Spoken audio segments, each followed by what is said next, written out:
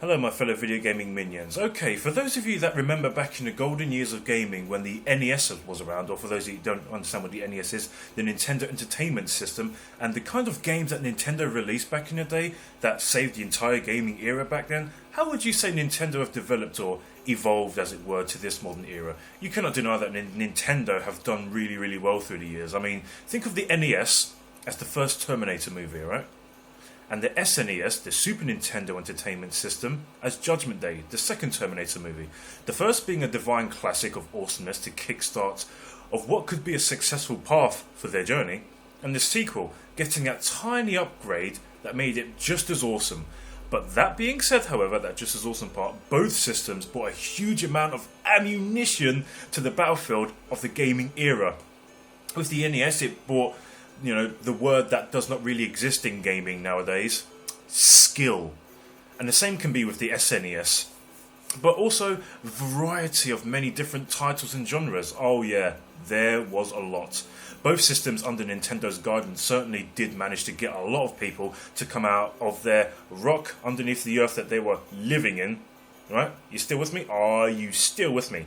Coming out of their rock. So, what if that being said, however, and start gaming, the Nintendo 64 brought the three-dimensional gameplay to Nintendo's hit list of many great titles. Nintendo 64, as it were, I call it the Nintendo 64 because it's a fantastic system. That came after the SNES, which was the Nintendo's child in the franchise. So NES, SNES, Nintendo 64. So are you still with me? Are you still with me? Now what I bought was the 3D dimensional gameplay to Nintendo, as I've just mentioned. However, such amazing masterpieces were made, like Super Mario 64, masterpiece, Ocarina of Time, masterpiece. I loved that to bits. Banjo-Kazooie, masterpiece. 3D dimensional worlds of gameplay. That's what it brought new, other than the side-scrolling platform games. So at this point, Nintendo indeed are doing really well. The Nintendo 64, oh, I loved it. So much nostalgia with that console. I loved it to bits. Then the GameCube came around, still fitting in, into the game console path. It certainly was a great console that is deemed childish for some reason, because unless you played an Xbox or a PS2 at this point in time, you're not a man's man, apparently. Yeah, because that is what video games were all about, weren't they? Attracting only the hyper-rushed testosterone people of this realm to be judges of each console and enchant them to a certain degree that deemed them worthy of being top dog simply because of their hardcoreness, right?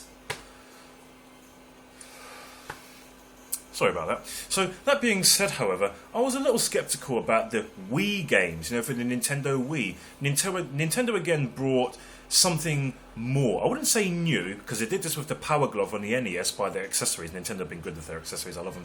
I would say more video game interaction, with the Wii stick and the nunchucks. Due to the fact that now, instead of jabbing an array of buttons, you are performing actions and possibly losing weight. I certainly did. I was sweating like a pig and getting your heart going. But to my surprise, the Wii was indeed a lot of fun, but I feel it's not in the same lines of awesomeness as the NES, SNES, the N64 and GameCube, but did very well. The handhelds have evolved through the years. The Game Boys, they have done tremendously well. Absolutely, from monochrome bit games such as Tetris to Pokemon to Super Mario Kart, and playing it online now. Truly am fascinated with how Nintendo have evolved so well, and I, for one, am privileged to say I started on my Nintendo experience cells on the glorious Super Nintendo Entertainment System, so I go far back to the early 90s with the Nintendo in me back then. The nostalgia is crazy, and the retroness from that console era will never be forgotten, never be beaten whatsoever. So my fellow video gaming minions, how do you feel Nintendo have done from their humble beginning, going through console wars, having a Rare company at their side? Oh, I went there. For those of you that don't know much about what that reference Rare was, just ask me a question, just ask me. At their company, producing well innovative, unique games through the years, and having a few masterpieces and great games that will always be unbeatable. What are your thoughts on such a massive giant name in gaming history? Nintendo. Do you think they've aged well? Do you think they've done well from their humble beginnings in the 80s all the way up to the modern era now? Let me know in a video response or leave a comment down below. I am the Retroholic, and as usual, may retro gaming live on, my friends.